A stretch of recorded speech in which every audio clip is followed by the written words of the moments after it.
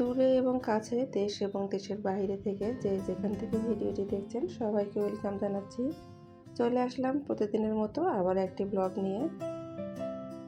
আশা করছি আল্লাহর রহমতে সবাই অনেক বেশি ভালো আছেন। আলহামদুলিল্লাহ আমি অনেক ভালো আছি।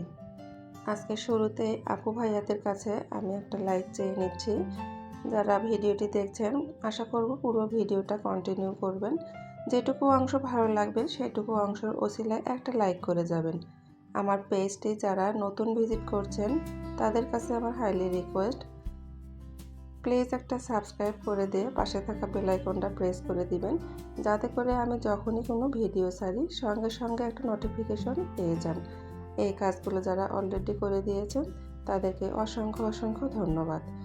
তো আমি কিন্তু এটা ব্লগ শুরু করেছিলাম, মানে ভিডিও শুরু করেছিলাম একেবারে সকাল থেকে, গত বৃহস্পতিবারের ভিডিও এটা।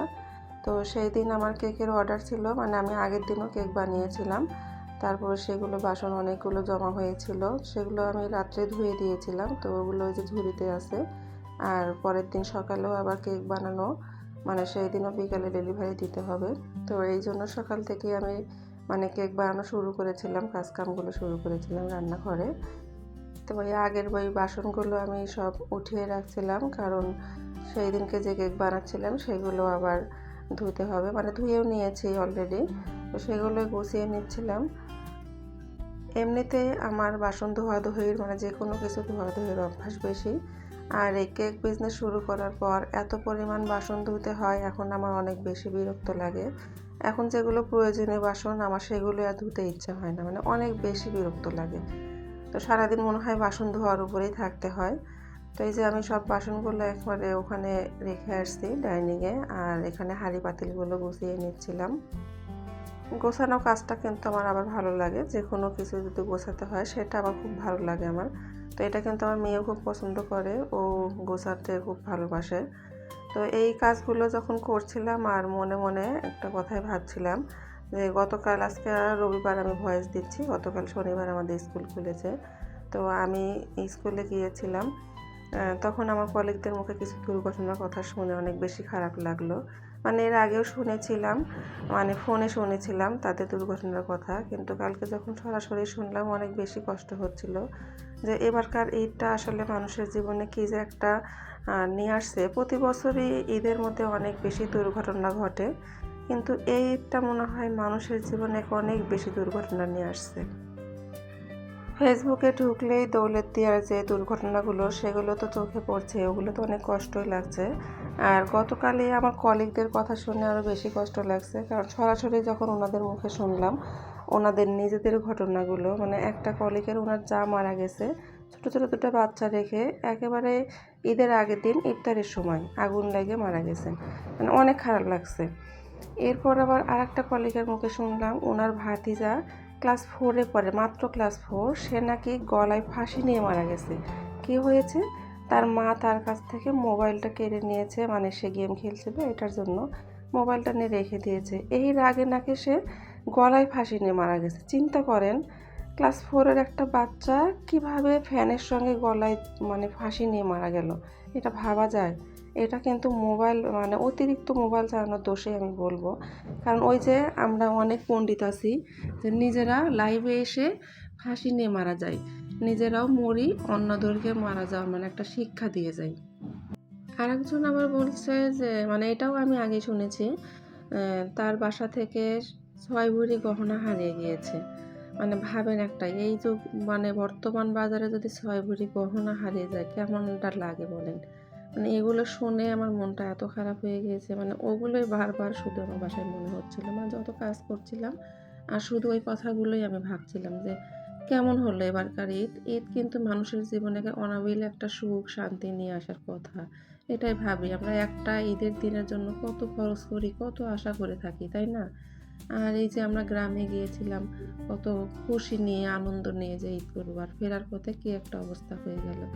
সব কিছু মিলেই মানে অনেক বেশি খারাপ লাগতেছিল। তো খারাপ লাগার মধ্যেও আমাদেরকে ভিডিও করতে হয়, কিছুই করার নেই, ওইভাবেই চালাতে হবে জীবন।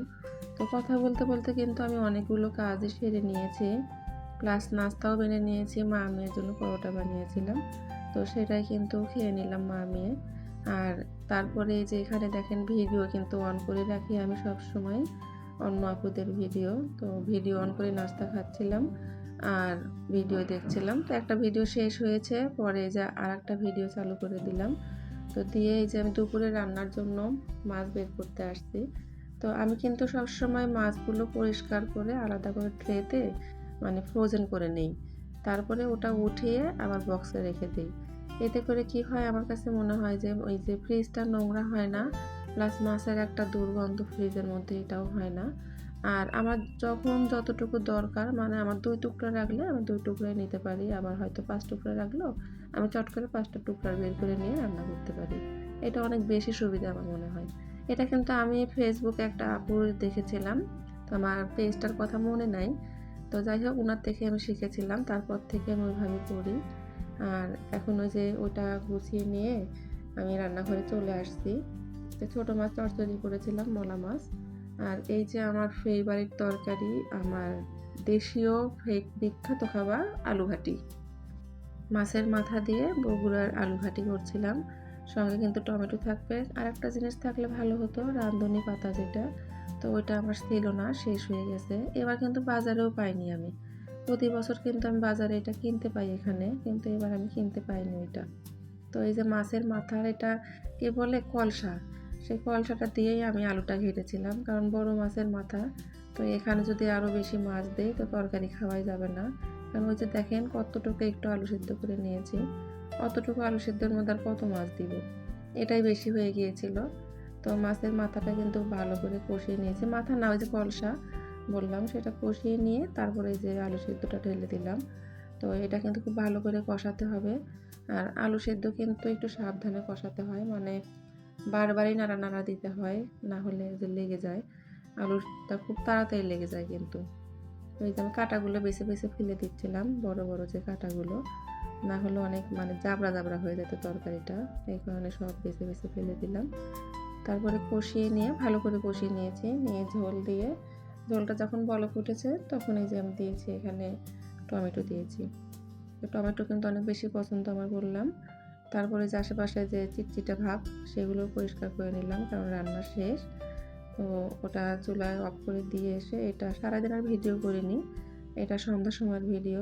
ওই যে কেকগুলো বানালাম, তো সেই কেক দুটো ডেলিভারি সন্ধ্যার সময়, মাগরিবের পরে ডেলিভারি, তার জন্য প্যাকেজিং করে নিচ্ছিলাম। তো এখানে হলো ভ্যানিলা কেক ছিল 2 পাউন্ডের একটা, আর 1 পাউন্ডের একটা চকলেট কেক। তো এইটা ডেলিভারি দিয়ে আসার পরে আবারও রাত্রে আর একটা বানিয়েছিলাম চকলেট কেক, ওটা পরের দিন ডেলিভারি ছিল, শুক্রবারে ডেলিভারি ছিল ওইটা। তো যদি কারো লাগে আমার এই পেজে নক দিতে পারেন। আর আজকের ভিডিওর মধ্যে অনেক সাউন্ড আসছে, প্লিজ সবাই একটু ইগনোর করবেন, কারণ অনেক চেষ্টা করলাম এই সাউন্ড ছাড়া ভয়েস দেওয়ার জন্য, পারলাম না। তো আজকে এখানে রেখে দিচ্ছি, সবাই ভালো থাকবেন, আল্লাহ হাফেজ।